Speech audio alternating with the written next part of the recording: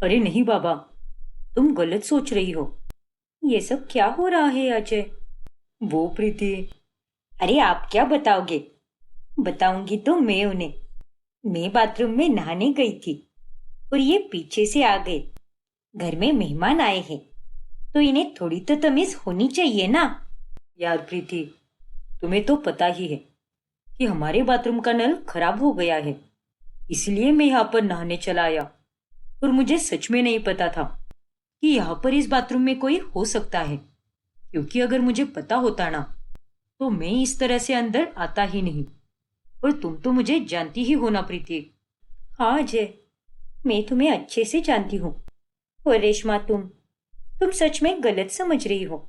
मैंने ही अजय से कहा था कि दूसरे वाले बाथरूम में जाकर नहा लो। अरे तुम यहाँ पर अजय की गलती बता रही हो और ये यहाँ पर अपनी गलती मान भी रहा है। लेकिन तुम्हारी गलती का क्या? तुम्हें भी तो ध्यान रखना चाहिए था ना। अगर तुम बाथरूम के अंदर कुंडी लगाकर रखती तो अजय इस तरह से दरवाजा खोलता ही नहीं ना। अरे यही बात तो मैं इसे कब से समझाने की कोशिश कर रहा हूँ। देखो रेशमा, तुम मेरी बहन की दोस्त हो और इसका मतलब तुम मेरी भी बहन हुई ना। तुम सच में गलत समझ रही हो और मैं जानता हूँ कि तुम्हें बुरा लगा है और उसके लिए मैं तुमसे दिल से माफी मांगता हूँ। अरे नहीं भैया, ऐसे मत कहो। भाभी बिल्कुल सही कह रही है। गलती मेरी भी थी और मैं काफी डर गई थी और बस इसीलिए मैं चिल्ला बैठी। कोई बात नहीं रेशमा, गलती सबसे हो जाती है और तुम्हें अपनी गलती समझ आ गई है और यही बहुत है। लेकिन सच कहूं तो इसमें गलती थोड़ी हमारी भी थी। हम लोग तो मेहमानों का वॉशरूम इस्तेमाल करने लग गए, लेकिन मैं अभी प्लम्बर को बुलाकर नल ठीक करवाती हूँ। और तुम रेशमा, बिल्कुल मत घबराओ, ये तुम्हारा ही घर है। फिर कुछ दिनों के बाद उनके घर पर एक बहुत ही बड़ी फैमिली रहने के लिए आती है। आप सब लोग चिंता मत कीजिए, मैं आप लोगों को कमरा दिखा देती हूँ। हमारे यहाँ पर 2 कमरे हैं तो आप लोग वहाँ पर रह सकते हैं।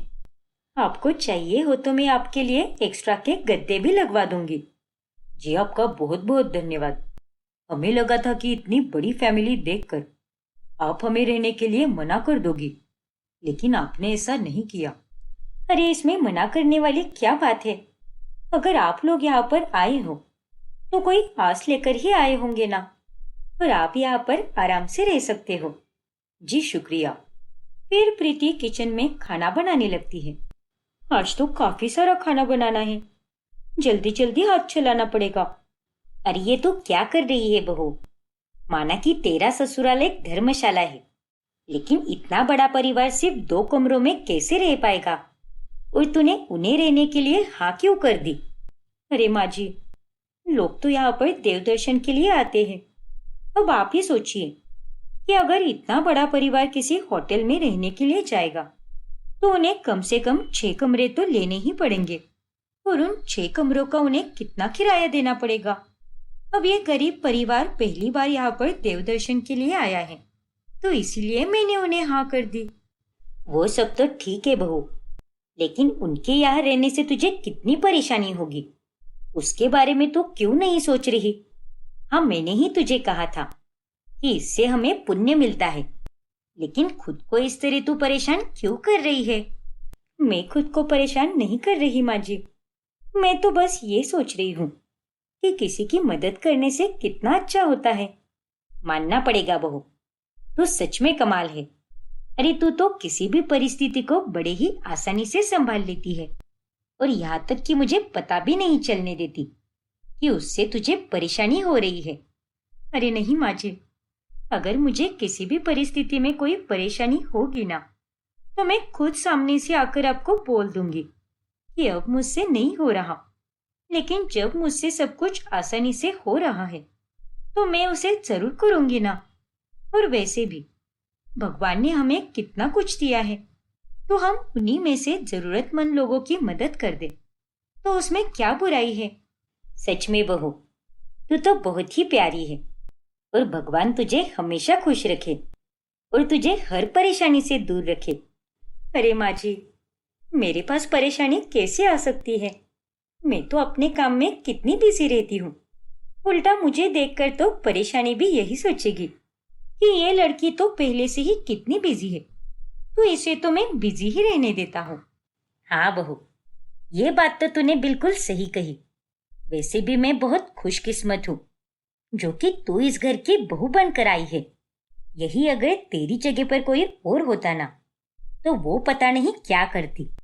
और मुझे पूरा यकीन है कि तेरी तरह दूसरी कोई भी लड़की इस परिस्थिति को संभाल ही नहीं पाएगी। सच में बहू, तूने तो अपने ससुराल को धर्मशाला मान ही लिया है। अच्छा माँ जी, बातें तो होती ही रहेगी, लेकिन मैं पहले काम कर लेती हूँ। वैसे भी मुझे बहुत सारा खाना बनाना है। अब प्रीति काम करने लग जाती है। फिर कुछ ही देर बाद में एक छोटा सा बच्चा खेलते हुए एक कांच का जार तोड़ देता है। अरे दीदी, गलती से गिर गया, मैंने जानबूझकर नहीं किया। वाह, जानबूझकर नहीं गिराया। अरे खुद को भी थोड़ा सोचना चाहिए था ना कि अगर आप किसी के घर पर आए हो तो जरा शांति से बैठे रहो। तुमसे उतना भी नहीं बैठा गया क्या? कहाँ पर है तुम्हारे पापा? बुला कर लाओ, मैं बात करती हूँ उनसे। पता नहीं बच्चे को कैसे संस्कार दिए हैं। किसी के घर जाकर इस तरह से उछल कूद करते हैं क्या? स्वीटी की डांट सुनकर बच्चा रोने लगता है और उसकी आवाज सुनकर प्रीति वहां पर आती है। अरे क्या हुआ है बेटा, तुम इतना क्यों रो रहे हो? देखिए ना आंटी, ये दीदी मुझे बहुत डांट रही है। ये जार मुझसे गलती से टूटा है और मैं झूठ नहीं बोल रहा। मैंने जानबूझकर कुछ भी नहीं किया। ये सब क्या है स्वीटी? तुम इस बेचारे बच्चे को डांट क्यों रही हो? अरे आपको पता भी है क्या भाभी, इसने कितना कीमती जार तोड़ दिया है। अरे कोई बात नहीं स्वीटी, वो सब थूक दो ना, बच्चा ही तो है। और ये बच्चा अब नहीं खेलेगा तो कब खेलेगा? नहीं भाभी, यहाँ पर बात खेलने की है ही नहीं, बल्कि ये बात तो तमीज की है। अरे आपने तो इतने सारे गेस्ट को घर पर रुकने के लिए कह दिया, लेकिन उन्हें भी तो सोचना चाहिए था ना कि अपने बच्चे को ऐसे ही खेलने नहीं दे सकते। अब आप ही बताइए, इसने इतना महंगा जार तोड़ दिया तो इसके पैसे कौन देगा? ये तुम कैसी बातें कर रही हो स्वीटी? ऐसी छोटी छोटी बातों के लिए पैसे थोड़ी ना लेंगे हम। कोई बड़ी बात नहीं है, अब गुस्सा थूक भी दो ना। क्या भाभी आप भी, आप तो बहुत ही स्वीट हो। आपसे पहले मैं तो माँ को देखती थी कि वो कैसे सबके लिए चाय पानी और नाश्ता बना रही है, लेकिन आप तो माँ की भी माँ निकली। आप तो उन लोगों के लिए कितना कुछ कर रही हो, और ये देखकर तो मैं दंग रह जाती हूँ, क्योंकि इन सब का इतना कुछ करते हुए भी आपके चेहरे पर एक शिकन तक नहीं आती। सच में तुसी ग्रेट हो भाभी। फिर कुछ दिनों के बाद प्रीति को सुबह सुबह काफी बुखार आता है और वो सोई ही रहती है। अरे बहू, तुझे तो काफी तेज बुखार है। एक काम कर, आज का पूरा दिन तू आराम ही कर। आज तू घर में किसी भी काम को हाथ नहीं लगाएगी। अरे नहीं माँ जी, इतना भी ज्यादा बुखार नहीं है मुझे, और घर के सारे काम मैं आराम से कर सकती हूँ, इसीलिए आप चिंता मत कीजिए। चुप बैठिए भाभी, आपको एक बार में कोई बात समझ नहीं आती क्या? आज का दिन आप कोई काम नहीं करोगी, और अगर माँ के बारे में आपको इतनी ही चिंता है तो मैं माँ का हाथ बटाऊंगी, लेकिन आप तो दिन भर आराम ही करोगी। इस तरह से शाम तक प्रीति आराम करती है और तभी वहां पर अजय आता है। अरे प्रीति, आउट ऑफ सिटी से कुछ गेस्ट आए हैं, तो वो आज हमारे घर पर ही रहेंगे। तुम उनके खाने पीने की जिम्मेदारी उठा लेना, ठीक है ना? और हाँ, वो 2 कमरे थोड़े साफ भी कर देना, क्योंकि पहले जो मेहमान आए थे उन लोगों ने कमरे बहुत ही गंदे कर दिए हैं। ठीक है अजय, मैं अभी कर देती हूँ। तभी वहां पर नीरजा आती है। अरे तुझे दिखाई नहीं दे रहा क्या? बहू की तबीयत कितनी खराब है, और तू बहू को ऐसी हालत में काम करवाना चाहता है क्या? क्या प्रीति की तबीयत खराब है? मुझे तो कुछ पता भी नहीं था माँ। और प्रीति, तुम्हारी तबीयत अगर ठीक नहीं है तो तुमने मुझे कुछ क्यों नहीं बताया? अरे बाबा, मैं बिल्कुल ठीक हूँ। माँ जी तो बस ऐसे ही घबरा रही है। नहीं अजय, मैं ऐसे ही नहीं घबरा रही। अरे इसे तो सुबह तक तेज बुखार था, इसलिए हमने सुबह से इसे कोई काम करने नहीं दिया, और इसीलिए इसके अंदर वाला जो कीड़ा है ना, वो अब कुछ ज्यादा ही उछल रहा है। अरे माँ जी, माना कि मुझे सुबह बुखार था, लेकिन अब बुखार उतर चुका है और अब मैं बिल्कुल ठीक हूँ और सारे काम आराम से कर सकती हूँ। और आप ही ने तो मुझे सुबह से लेकर अब तक आराम करने के लिए कहा था। अब देखिए, हम इतने लोगों को यहाँ पर रुकने के लिए देते हैं, उनके लिए सेवा पानी करते हैं, और आज जब अजय जी के गेस्ट आए हैं और उनको यहाँ पर रुकने का मौका ना मिले तो अच्छा लगेगा क्या माँ जी? इसीलिए कह रही हूँ कि आप चिंता बिल्कुल मत कीजिए, मैं एकदम फर्स्ट क्लास हूँ। अरे नहीं प्रीति, इतनी भी कोई जरूरत नहीं है। मैं उन्हें मना कर दूंगा तो फिर वो किसी होटल में जाकर रुक जाएंगे। अरे नहीं बाबा, हमारा घर है तो वो किसी होटल में जाकर क्यों रुकेंगे भला? मैं हूं ना, मैं सब संभाल लूंगी। ये लड़के किसी की नहीं सुनने वाली। ठीक है बहू, जो करना है कर ले, लेकिन अगर तुझे किसी की भी मदद लगे तो हमें बता देना, हम भी तेरी मदद कर देंगे। ठीक है माँ जी, वैसे भी आपने सुबह से मुझे कोई काम करने तो नहीं दिया है, तो इसीलिए बाकी के सारे काम मैं अकेले ही कर लूंगी। और अगर मुझे किसी की मदद चाहिए होगी तो मैं आपको सामने से कह दूंगी। फिर प्रीति सारे काम अकेले ही संभालती है। यार प्रीति, तुम्हारी आज तबीयत कितनी खराब थी, लेकिन फिर भी तुमने सबके लिए क्या खाना बनाया है। तुम्हें पता है, सब तुम्हारे हाथ के खाने की कितनी तारीफ कर रहे थे। ऊपर से उन्होंने ये भी कहा कि हमारे घर में उन्हें रुकने में होटल से भी ज्यादा अच्छा लगा। तभी तो अजय जी, हम जब भी दूसरे शहर जाते हैं तो हमारी तबीयत खराब हो जाती है, क्योंकि हवा पानी के साथ साथ खान पान भी बदल जाता है, लेकिन लोगों को कोई परेशानी ना हो, इसीलिए ही वो हमारे घर पर बेफिक्र होकर आते हैं। और ये सब बस तुम्हारी ही वजह से हो रहा है। अरे यहाँ पर पहले भी लोग आते थे, लेकिन वो इतने नहीं थे। फिर कुछ दिनों के बाद उनके घर पर एक अमीर फैमिली रुकने के लिए आती है। अरे ये कमरा तो बहुत ही छोटा है, इससे अच्छा तो हम होटल में ही रह लेते हैं। अरे ऐसी बात नहीं है, भले ही ये कमरा छोटा है, लेकिन यहाँ की साफ सफाई बहुत ही अच्छे से होती है। ऊपर से आपको यहाँ पर घर का खाना भी मिल जाएगा, वो भी एकदम साफ सुथरा। अच्छा, ऐसा है तो ठीक है, हम यहीं पर रह लेंगे। वैसे भी मैं जब भी बाहर का खाना खाती हूँ तब मेरा पेट खराब हो जाता है, मैं उसे डाइजेस्ट ही नहीं कर पाती, इसीलिए मैं बाहर रहने से अच्छा यहीं पर रह लूं। जी बिल्कुल, आप फ्रेश हो जाइए, तब तक मैं आपके लिए चाय नाश्ता लेकर आती हूँ। फिर प्रीति नाश्ता लेकर कमरे में जाती है। ये लीजिए चाय नाश्ता। वैसे आपका ये हार तो बहुत ही सुंदर लग रहा है। अरे होगा भी क्यों नहीं, ये कोई ऐसा वैसा हार नहीं है, मैंने तो इसे दुबई से मंगवाया था, खास बनवाया गया है इस हार को। अच्छा, फिर तो इसकी कीमत बहुत होगी ना? और नहीं तो क्या, पूरे 1 करोड़ का हार है ये। क्या, 1 करोड़ का? हाँ हाँ बिल्कुल, सच में इसे देखकर तो मेरी आंखें रुक ही गई है। बहुत ही खूबसूरत हार है। अच्छा, अब आप लोग चाय और नाश्ता कर लीजिए, और कुछ और लगे तो मुझे जरूर बताना। फिर प्रीति उन्हें चाय देती है कि तभी श्वेता के हाथ से कप गिर जाता है। हे भगवान, आपने तो ये कप तोड़ दिया।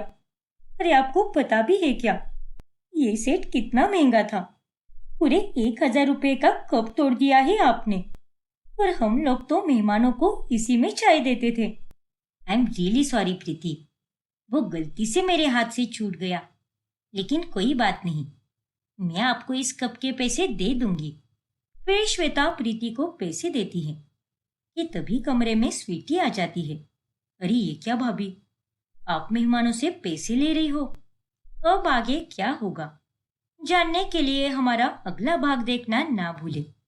और अगर आपने हमारा चैनल सब्सक्राइब नहीं किया है तो अभी सब्सक्राइब कीजिए और बेल आइकॉन दबाना ना भूले। बिल्कुल सही सुना तूने। अरे ऐसे छोटे और घटिया कपड़े पहनते हुए तुझे शर्म नहीं आई क्या? और अब जब लौट कर भी आई है तो इतनी देर रात गए? नालायक कहीं की। कहाँ गई थी तुम बहू? मेरी एक सहेली है ऋचा, उसका जन्मदिन था आज, तो उसी की पार्टी में गई थी मैं। और मैंने तो माँ जी से भी पूछा था। माँ जी ही कहती है ना, कुछ भी करने से पहले मेरी अनुमति लिया कर। इसीलिए मैं हिम्मत जुटाकर माँ जी से पूछने गई थी और इन्होंने हाँ की। इसीलिए मैं पार्टी में गई थी। क्या माँ, आपने इसे हाँ कहा? अरे बोरा गई है क्या तू? मैंने कब की हाँ? तू तो मुझे पार्टी के बारे में पूछने तक नहीं आई थी। झूठी मक्कार कही की।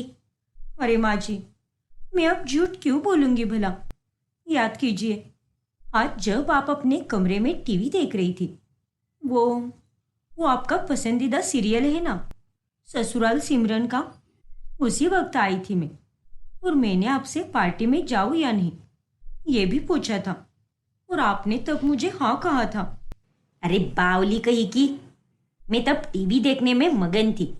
मुझे लगा कि खाने में क्या बनाने वाली है उसके बारे में बता रही है, इसलिए मैंने बिना कुछ ठीक से सुने बगैर ही हाँ कर दी।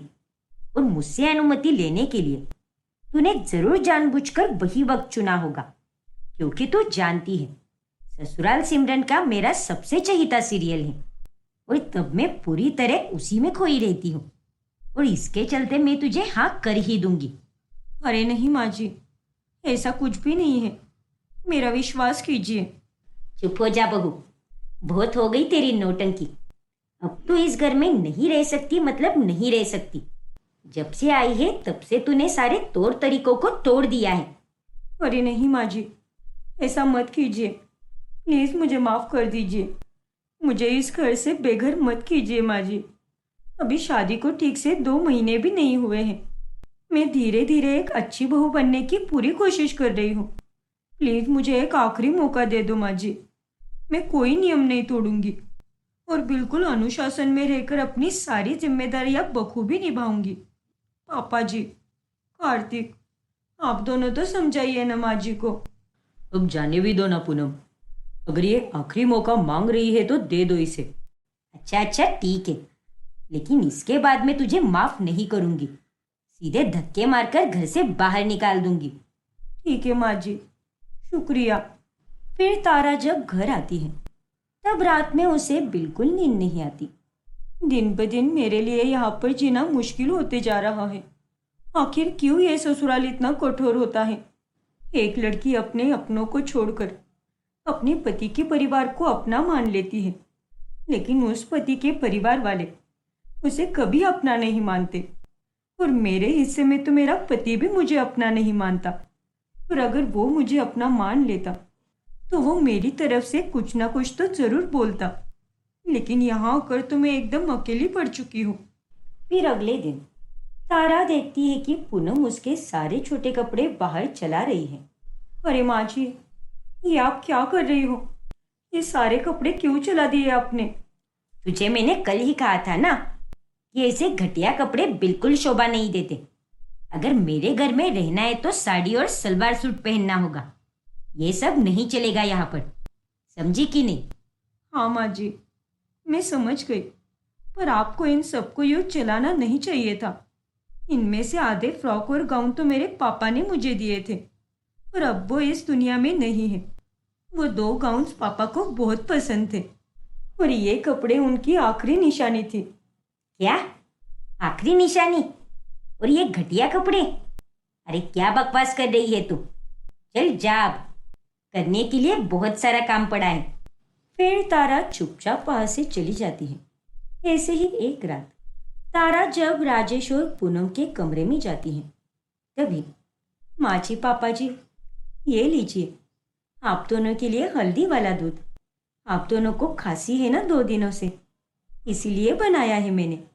हाँ हाँ ठीक है, रख दे वहाँ मेज पर।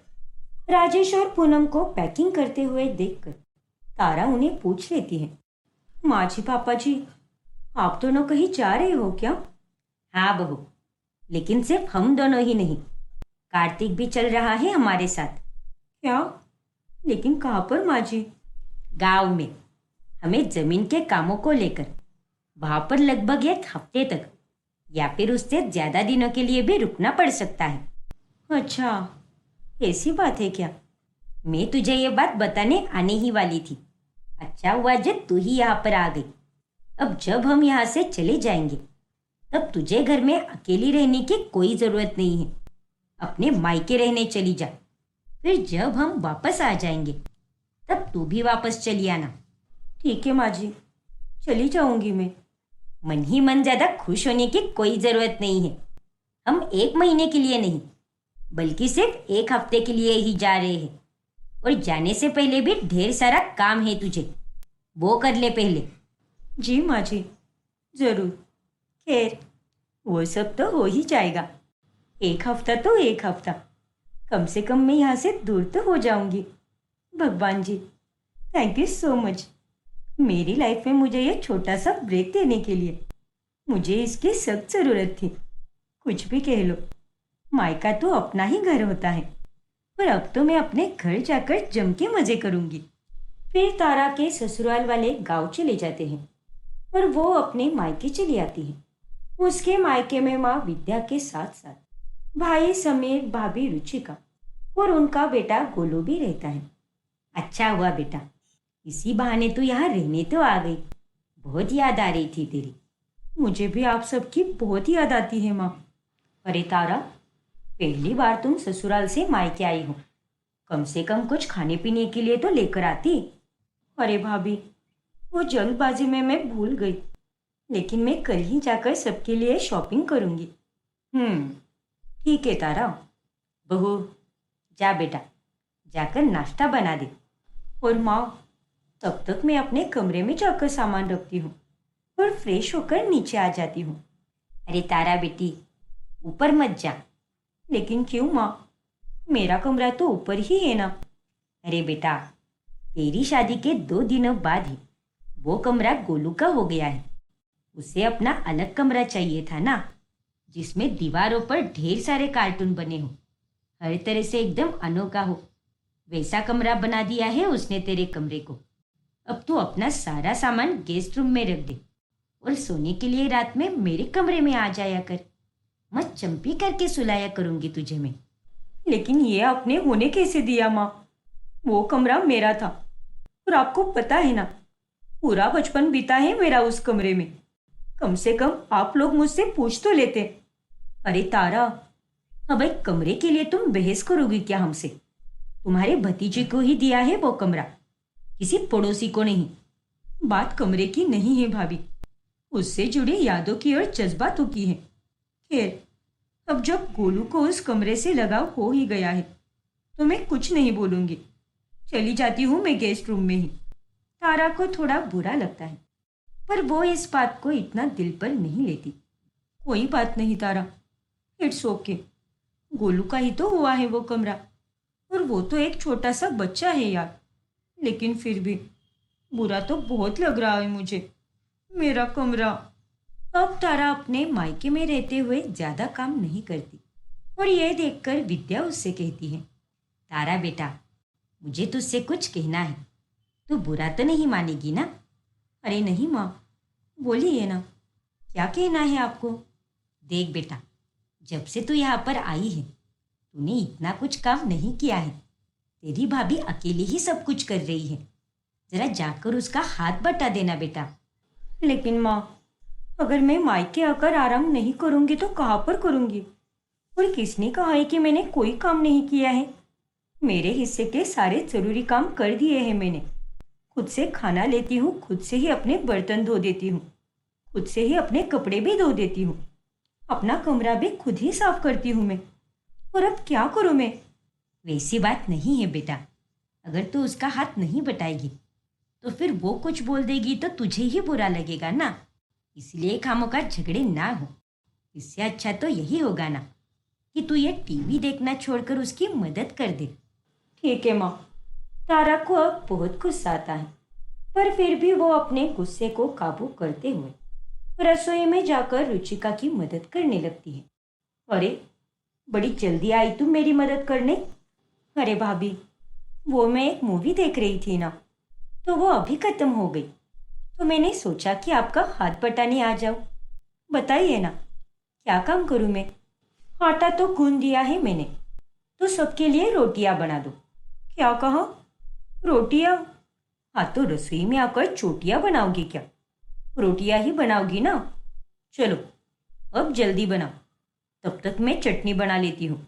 अच्छा ठीक है भाभी, बना देती हूँ मैं। ये भाभी भी कुछ कम नहीं है, जानबूझकर मुझे इतना सारा काम दे दिया। ना तो ससुराल में सुख है ना ही मायके में, ये कहाँ फंस गई मैं। फिर ऐसे ही रात के खाने के समय। और तारा, सब ठीक? हाँ भैया, आप बताइए। सब बढ़िया है तारा। वैसे कितने दिनों के लिए आई हो तुम? समीर का ये सवाल सुनकर तारा को कुछ ठीक नहीं लगता। मतलब तू यहाँ पर कितने दिनों के लिए है? जाने का कब प्लान है तेरा? वो मैं 1 हफ्ते के लिए आई हूँ।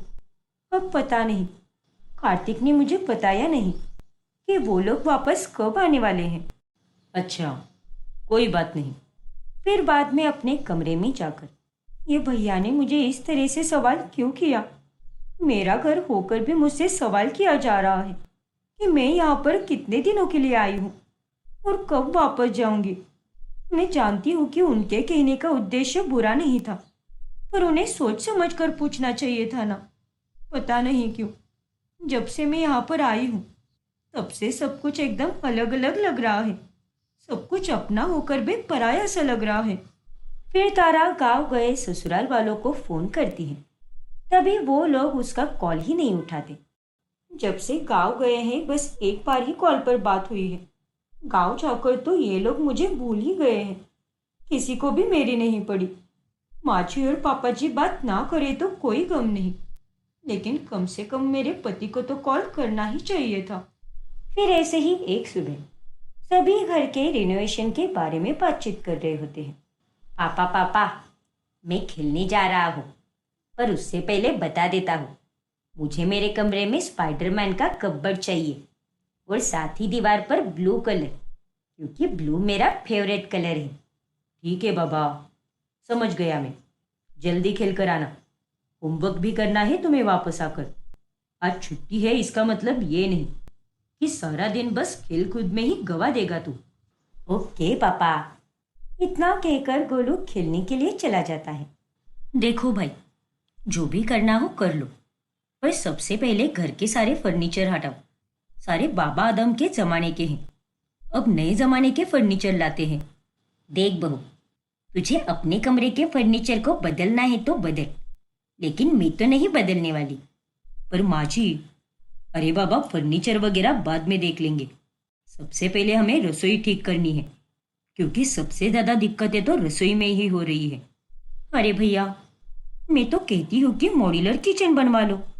मेरी एक सहेली है जो एक इंटीरियर डिजाइनर है, तो वो आपको एकदम कमाल का रिनोवेशन करके देगी। घर पूरा का पूरा नया लगेगा एकदम। ओफो तारा, तू जा यहाँ से, जाकर अपने कमरे में टाइम पास कर। अब तेरा सुझाव देकर कोई फायदा है क्या? तू तो यहाँ पर रहने नहीं वाली। क्या करना है और क्या नहीं ये सब हम देख लेंगे। क्या? तारा को समीर की बातों से काफी दुख होता है। माफ कीजिए भैया, लेकिन आपने जो कुछ भी कहा है वो बहुत गलत कहा है। इतना कहकर तारा अपने कमरे में चली जाती है। अरे तारा, सुन तो ले मेरी बात। तारा बिटिया, अरे रहने दो ना माँ जी, गुस्सा शांत होने पर अपने आप आ जाएगी वो बात करने। लेकिन रात में जब सब खाना खाने के लिए एकत्रित होते हैं, तभी तारा कमरे के बाहर आते ही नहीं। कई बार आवाज लगाने पर भी कोई जवाब ना मिलने पर जब विद्या उसके कमरे में जाती है, तभी ये तारा कहाँ पर चली गई? क्या हुआ माँ? बेटा, तारा अपने कमरे में नहीं है। क्या?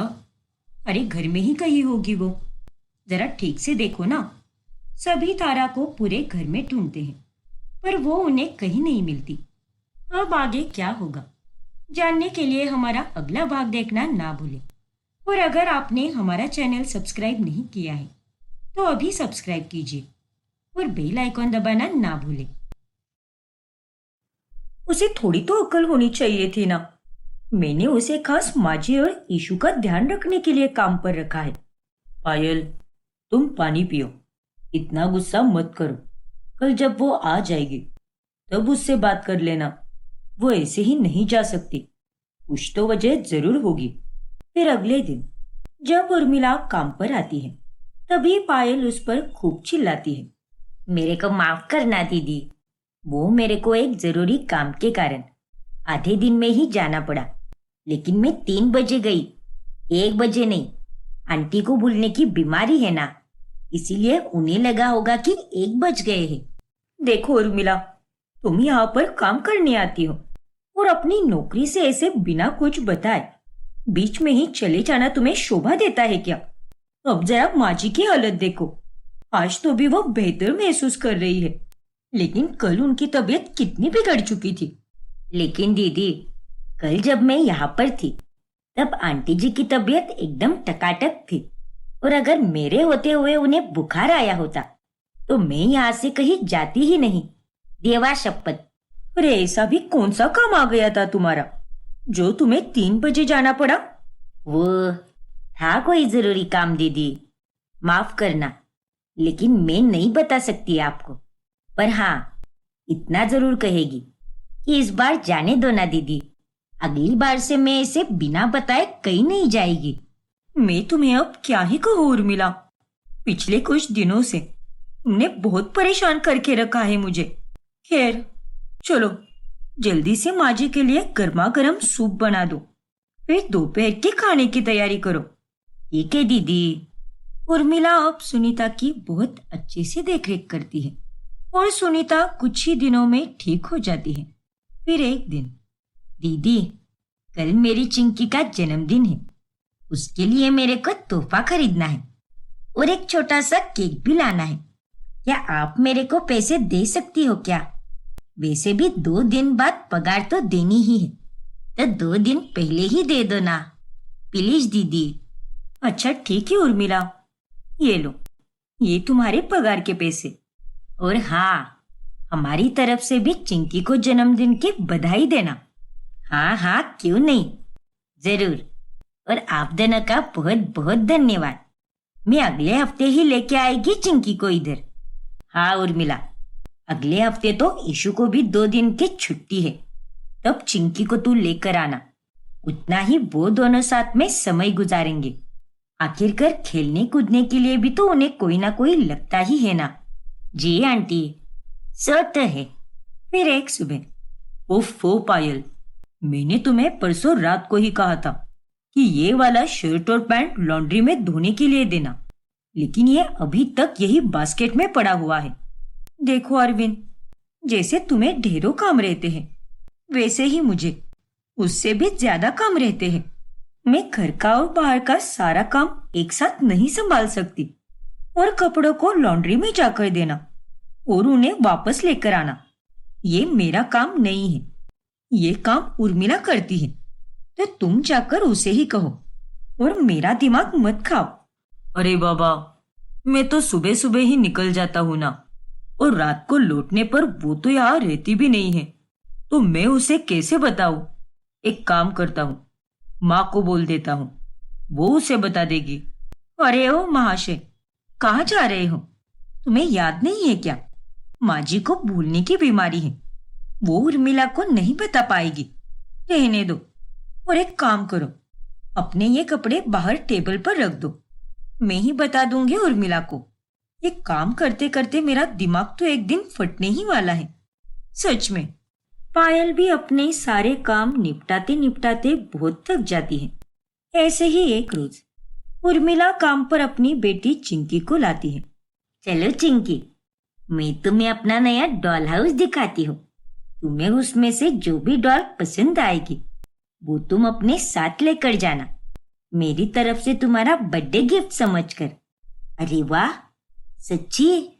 मुच्ची, तुम बहुत अच्छी हो ईशु, शुक्रिया। चिंकी बेटा, कैसा था तुम्हारा जन्मदिन? तुम्हारी माँ ने तुम्हारे लिए तोहफे और केक तो लाया ना इस बार? मुझे सब पता है। अरे नहीं काकी जी, माँ ने मेरे लिए ना तो कोई केक लाया, ना ही मुझे कोई तोहफा दिया, लेकिन कोई बात नहीं, मेरे लिए तो मेरी माँ ही सबसे बड़ा तोहफा है। अरे वाह, इतनी अच्छी सोच है तेरी। वो भी इतनी छोटी सी उम्र में। भगवान तुम्हें खूब खुश रखे बेटा। जाओ खेलो साथ में। धन्यवाद काकी जी। फिर सुनीता पायल के पास जाकर उसे चिंकी की बात बताती है। क्या? हाँ बहू, अब वो बच्ची झूठ थोड़ी ना बोलेगी। और वो कह रही थी कि उर्मिला ने उसे जन्मदिन के अवसर पर कुछ भी नहीं दिया, तो फिर उसने हमसे पैसे क्यों लिए?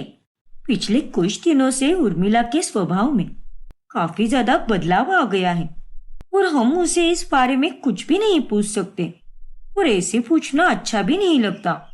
हाँ बहू, तेरी बात भी सच है, जाने दे। लेकिन ये बात सोचने वाली है ना, इसीलिए मैंने तुझे आकर बताया। उर्मिला से कभी कभार गलतियां हो जाती हैं, पर वो अपना सारा काम बखूबी करती है। चलिए आंटी, आपका खाना भी हो गया है और ईशु भी स्कूल गई है और अब आपका घूमने का समय हो गया है। डॉक्टर ने कहा है ना आपको, जितना हरियाली के बीच घुमाया जाए उतना ही अच्छा होगा आपके लिए।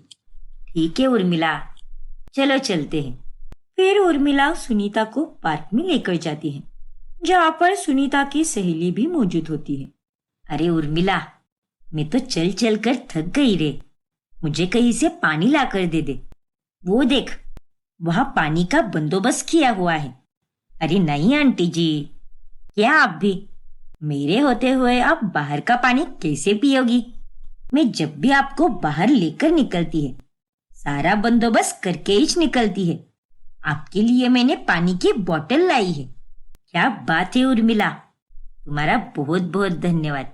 अगर तू नहीं होती तो पता नहीं मेरा क्या होता। जिस प्रकार से तू मुझे और ईशु को संभालती है, वैसे हमें कोई नहीं संभाल सकता। फिर सुनीता पानी पीती है और उर्मिला को सुनीता की इतनी देखभाल करते हुए देखकर सुनीता की सहेली आश्चर्यचकित रह जाती है। वाकई में सुनीता, ये तेरी काम वाली तो बहुत ही अच्छी है, वरना आजकल के काम वालियां तो बस लालची और कामचोर होती है। हाँ, ये बात तो तूने एकदम सही कही। वैसे उर्मिला, तू मेरे घर पर भी आ जाना काम करने। वो देख मेरी बहू मुझे आधे घंटे के लिए यहाँ पार्क में घुमाने लाई है, लेकिन अभी भी वो अपने फोन में ही लगी पड़ी है। मुझ पर मेरे घर में कोई ध्यान नहीं देता। और अगर मुझे भी तुझ जैसी कोई काम वाली मिल जाए तो मेरी सारी चिंता ही मिट जाएगी। वैसे बात तो आपकी सही है आंटी जी, लेकिन मेरे को दीदी के पास पूरे 12 घंटे की ड्यूटी करनी पड़ती है। उसके बाद ही अपने घर जाती है मैं। अब आप ही बताओ, इतने सारे काम के लोड के बीच में मैं आपके पास काम करने कैसे आएगी? मुमकिन ही नहीं है ना। इसीलिए माफ करना, लेकिन मैं नहीं आ सकेगी। ठीक है उर्मिला, कोई बात नहीं।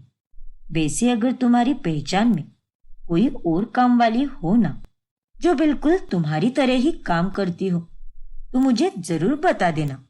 ठीक है आंटी, मैं पक्का बताएगी आपको। फिर जब दिवाली को कुछ ही दिन बचे होते हैं, तभी अरे दीदी, कल मेरे को मेरे घर की दिवाली की साफ सफाई करने की है, इसीलिए कल मैं नहीं आ पाएगी। क्या?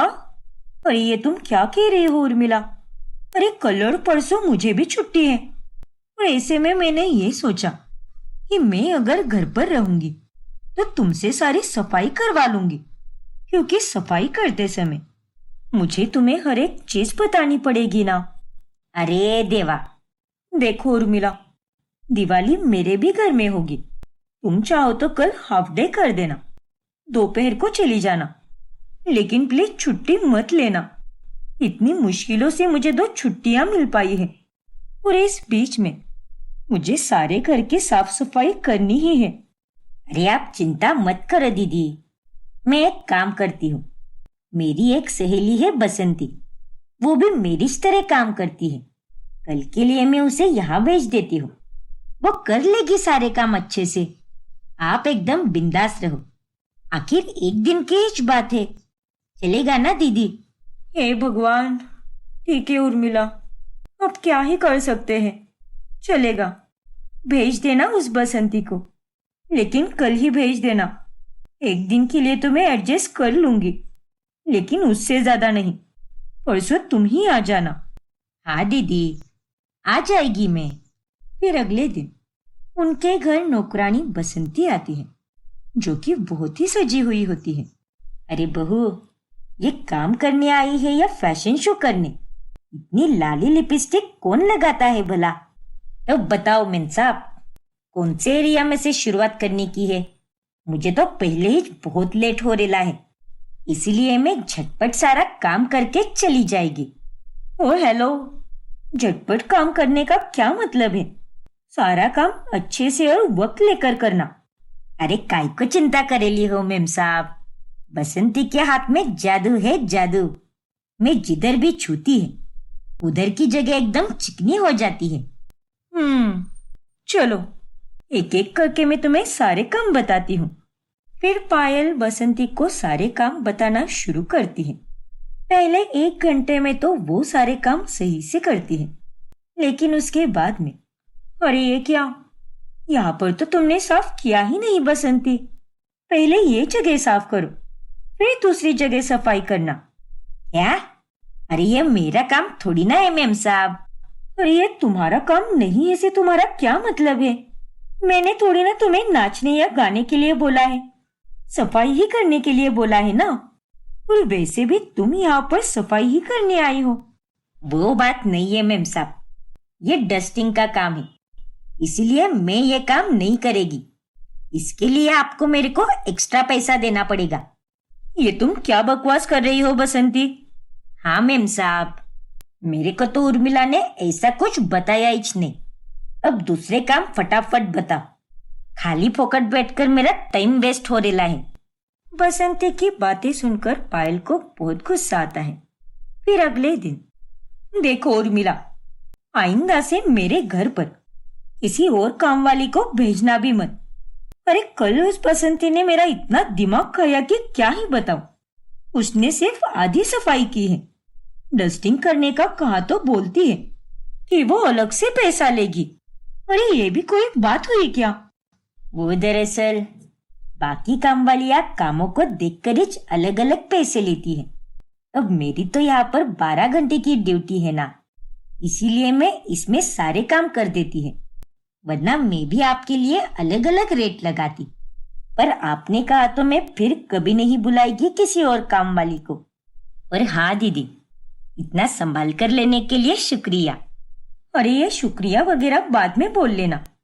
अब चलो, जितनी सफाई बची है वो आज किसी भी हाल में पूरी करनी ही है, वरना सारा बचा हुआ काम कल पर चला जाएगा। और कल तो मैं ऑफिस जाऊंगी, तो तुम्हें यहाँ पर बताने वाला कोई नहीं रहेगा। हाँ दीदी, हम सारा काम आज ही निपटा लेंगे, ताकि मेरे को भी बाद में टेंशन न को। फिर उर्मिला सफाई करने चली जाती है। ऐसे ही एक दिन, आंटी जी, मेरा सारा काम तो हो गया है, बस 1 घंटे की ही ड्यूटी और बाकी है। लेकिन मैं सोच रही है कि आज 1 घंटा काम जल्दी हुआ है, तो मैं अभी चली जाती हूँ। अब आप ही बताओ मेरे को, जाऊँ या रुकूं? मेरे कपड़े तो अलमारी में ठीक से रख दिए ना? हाँ आंटी जी, वो तो कब का रख दिए मैंने। ठीक है, फिर तू जा और कल जल्दी आना, लेट मत करना। ठीक है आंटी जी, चल आती है मैं, बाय। उर्मिला उस दिन 1 घंटा जल्दी चली जाती है। लेकिन कुछ ही देर बाद, ईशु तो अभी ट्यूशन गई है और आज उसे आने में देर होगी। एक काम करती हूँ, मैं तब तक पास के मंदिर होकर आती हूँ। आज शाम में वहां पर बहुत सुंदर भजन होने वाला है। फिर सुनीता मंदिर चली जाती है, लेकिन वहां से लौटते समय वो भूलने की बीमारी के कारण घर का रास्ता ही भूल जाती है। ये गली या वो गली, हे भगवान, अब मैं घर कैसे जाऊंगी? मुझे तो रास्ता भी याद नहीं है। तभी अचानक से एक तेज रफ्तार की गाड़ी से टकराकर सुनीता का बुरा एक्सीडेंट हो जाता है और वहां पर लोग इकट्ठा हो जाते हैं। अरे बाप रे, हमें इन आंटी को फौरन हॉस्पिटल लेकर जाना चाहिए। हाँ, और लगता है ये इनका फोन है। इसमें लास्ट डायल नंबर पर कॉल लगाता हूँ और उन्हें भी बता देता हूँ। लास्ट डायल नंबर पायल का ही होता है। और वो आदमी पायल को कॉल लगाता है। तब पायल ऑफिस में काम कर रही होती है। क्या माँ जी का एक्सीडेंट हो गया? लेकिन ऐसे कैसे? उर्मिला उर्मिला कहाँ पर है? और उसके होते हुए माँ जी का एक्सीडेंट कैसे हो गया? अरे भाभी जी, यह काकी जी अकेली ही थी, उनके साथ और कोई भी नहीं था। और अब हम उन्हें लेकर सिटी हॉस्पिटल जा रहे हैं, तो आप भी सीधे वहीं पर आ जाइए। क्या उनके साथ कोई भी नहीं था? अच्छा ठीक है, आप प्लीज मेरी माँ जी के साथ ही रहिए और उन्हें फौरन हॉस्पिटल लेकर जाइए। मैं भी पहुंच रही हूँ वहां पर। अब आगे क्या होगा जानने के लिए हमारा अगला भाग देखना ना भूलें। और अगर आपने हमारा चैनल सब्सक्राइब नहीं किया है तो अभी सब्सक्राइब कीजिए और बेल आइकॉन दबाना ना भूलें।